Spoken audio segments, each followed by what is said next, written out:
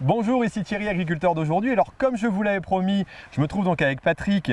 Bonjour Patrick. Bonjour. Voilà, qui est commercial donc pour la société La Baronne Sitaf et qui va nous expliquer un peu l'utilité que peut avoir une citerne et les différents usages qu'on peut avoir. Alors moi on a vu que c'était voilà, pour un usage particulier d'utilisation tampon. Quels sont les différents usages qu'un agriculteur peut avoir pour utiliser ces cuves souples ?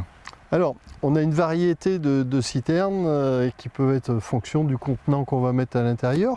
Donc, tout bonnement, là, on parle de l'eau, mais bien souvent, les agriculteurs nous posent la question par rapport à de l'engrais liquide, et puis le milieu de l'élevage par rapport au lisier. Et on va de plus en plus vers des projets de méthanisation, et on peut aller vers des digestats. D'accord, donc il y a vraiment une utilisation assez large. Oui. Alors en général, pourquoi on va plutôt s'orienter sur ce type de cuve? Alors moi je dirais, la première chose c'est l'aspect intéressant du tarif, parce que c'est vrai qu'on est sur des prix qui sont intéressants. J'allais dire la mobilité aussi de ces cuves, de pouvoir les utiliser à un endroit et pouvoir les déplacer par rapport à une grosse cuve. Est-ce qu'il y a d'autres intérêts pour les agriculteurs en général de partir sur ces types de cuves-là? Alors l'intérêt c'est qu'on peut monter sur des volumes très importants, on va jusqu'à du 2000 m3, donc si vous envisagez d'autres technologies c'est d'autres prix. L'intérêt secondaire c'est généralement au milieu de l'agricole vous avez de la place et c'est un petit peu l'inconvénient de notre technologie. Ouais, il faut beaucoup de place pour étaler la cuve. Voilà, puisque la cuve quel que soit le volume elle va monter à 1,50 m, 1,60 m maximum. Voilà. Donc derrière, au niveau de l'implantation, ça se fait simplement au détail près qu'il faut bien avoir un sol qui soit plat. Sinon, on risque d'avoir des problématiques. C'est la petite problématique qu'on a vue dans la précédente vidéo et que j'ai eue, c'est-à-dire que j'avais pas forcément mis le niveau, j'avais pas lu le manuel comme il faut, comme tout agriculteur qui se respecte, j'ai voulu faire aller plus vite que la musique. Ouais. Et donc je me suis retrouvé avec la cuve qui a roulé. Bon, il n'y a pas eu de conséquences, mais pour autant, c'est vrai qu'il faut un sol plat, quoi. Voilà. Exactement, et l'eau va vous mettre de niveau. Et c'est comme si vous mettiez de l'eau dans un sac en plastique, vous soulevez le plateau et vous voyez que le tissu, enfin le plastique va rouler. La citerne fera exactement la même chose. Alors la question que je me suis posée aussi pour ce type de citerne, c'est quelle durée de vie, parce qu'on est sur quelque chose de souple, ça paraît être une bâche, un tissu. C'est garanti combien de temps? Alors, la Baronne Sitaf, on a un historique de 60 ans, donc on peut bien en parler. Nous, l'engagement qu'on a, c'est à la fois sur le tissu et la fabrication, on est sur une garantie de 10 ans, avec, en fonction des qualités de bâche, on peut descendre à 5 ans. Mais globalement, dans le milieu agricole, les gens demandent minimum 10 ans. Et dans la pratique, il y a des cuves qui ont quel âge? Vous en avez encore qui ont... Alors, là, je n'ai pas l'échantillon sur moi, mais je me balade régulièrement avec un échantillon qui a, je l'ai estimé, 18 ans, 20 ans. Ce qui se passe, c'est que votre cuve, elle ne va pas dépérir et s'éclater. Simplement, elle va arriver à cartonner et on aura des suintements.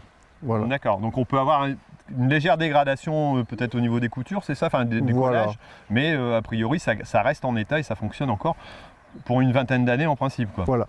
Alors nous actuellement, on vend aussi, indépendamment de milieu agricole, des citernes eau pour l'incendie.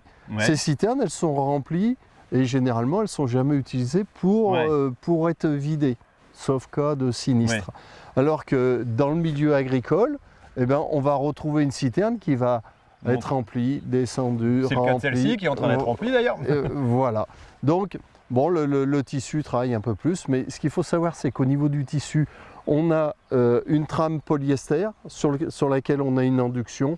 Et il y a une bonne durée de vie sans aucun problème. J'allais dire, c'est certainement pire de pouvoir la remballer et la replier en 4, comme une piscine de jardin qu'on s'amuse à replier l'hiver. Quand on ressort, elle est craquée parce qu'elle a pris une pliure et c'est ce qui est mauvais, quoi. Exactement. Bon, le petit point aussi où il faut se méfier, entre autres en milieu agricole, si vous avez des rats et tout, de ranger la citerne dans un endroit où il n'y a pas trop de rats, parce que c'est pas qu'ils vont venir nicher dedans, et dès qu'ils nichent, on peut avoir des petites conséquences désastreuses.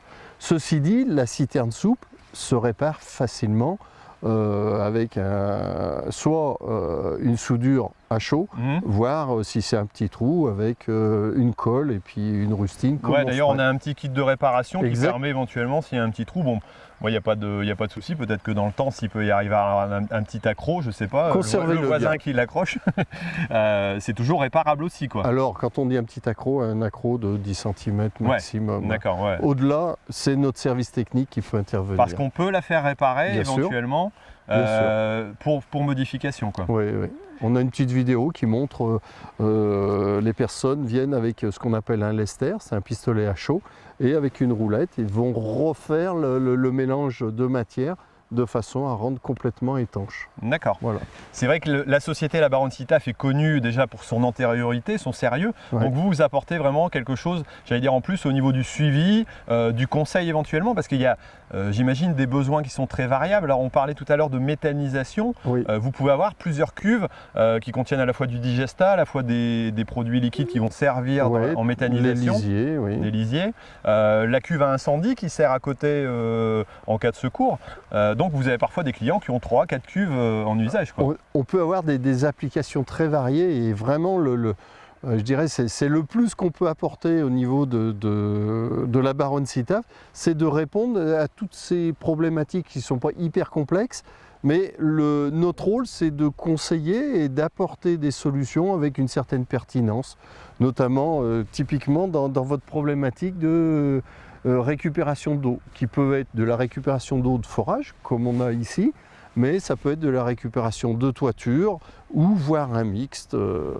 Et bon, un petit peu plus différemment, les gens qui font les traitements de stations d'épuration, on peut mettre des boues et dans ces cas-là, on peut rajouter des systèmes de détection de niveau qui peuvent être gérés par un process et démarrer ou arrêter des pompes. Comme vous le faites avec votre système. Voilà. Parce que c'est vrai qu'à la base, j'ai eu un peu peur. Bon, bien qu'il y ait un trop-plein qui est assez grand, donc théoriquement, il va pouvoir dégager éventuellement si je remplis trop.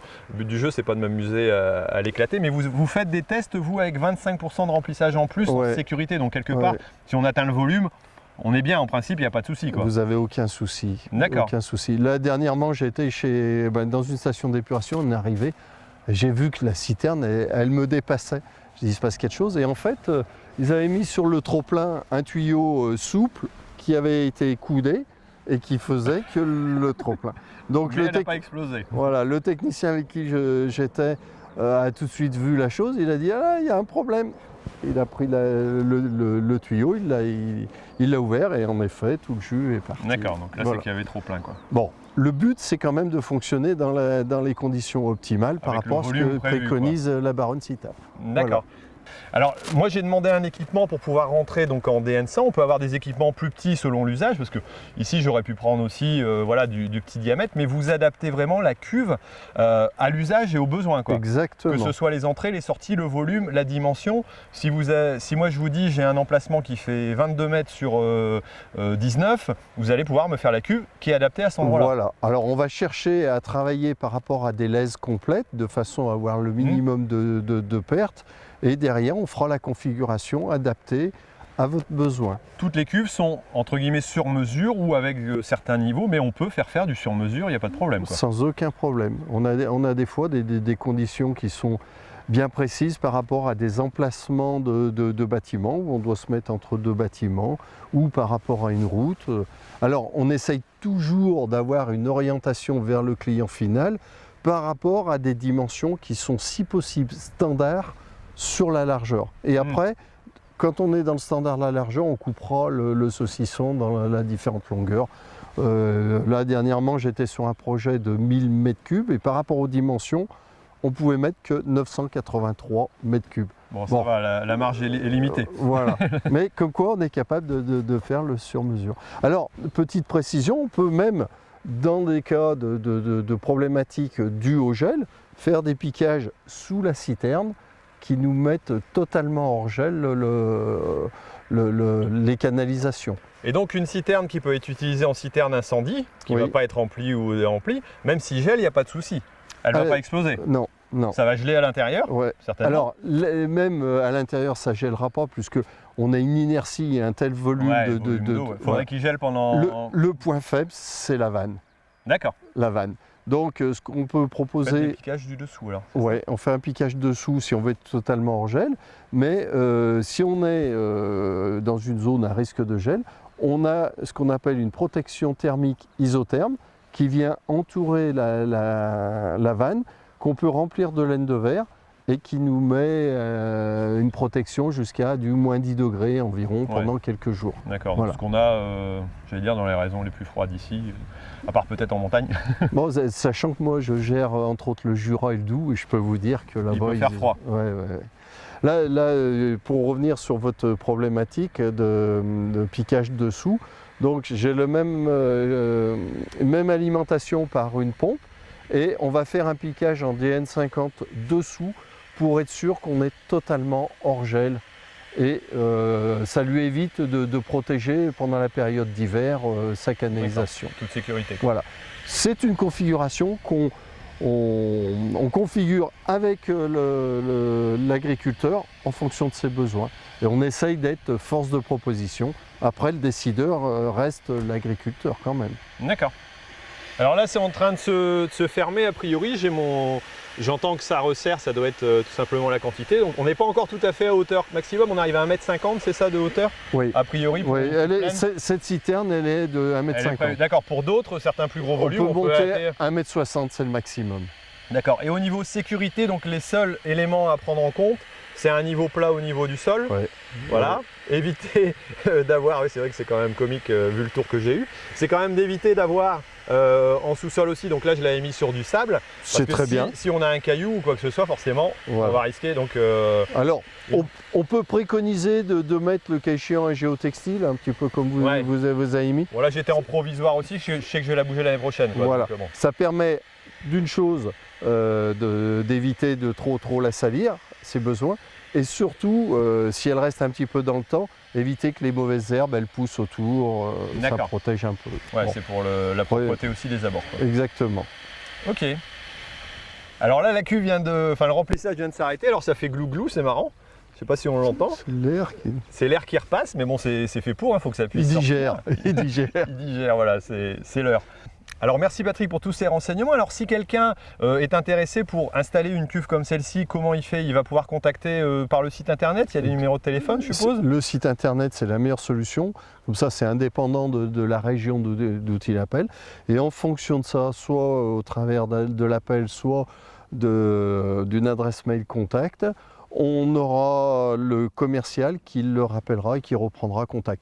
On a depuis peu mis en place une ligne de chat. Donc si c'est au moment où on est en chat, il aura en interactif. On peut avoir en direct le renseignement. Donc le site c'est labaroncitaf.fr. Donc je vais le mettre ici en dessous pour ceux qui veulent y aller. Vous pouvez aller voir. Et puis éventuellement il existe d'autres revendeurs, mais c'est à vous qu'on peut contacter directement pour pouvoir avoir les renseignements techniques, parce que c'est là où j'allais dire l'intérêt c'est de trouver exactement le produit dont on a besoin et le conseil, parce que moi je crois que vous en avez profité. J'en ai profité parce que c'est vrai qu'on ne sait pas exactement pour les sorties, pour les rentrées, pour le type d'usage.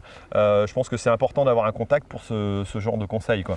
On essaye d'être proactif au niveau du conseil, de travailler par rapport à l'expérience qu'on a déjà eue au niveau des différentes applications.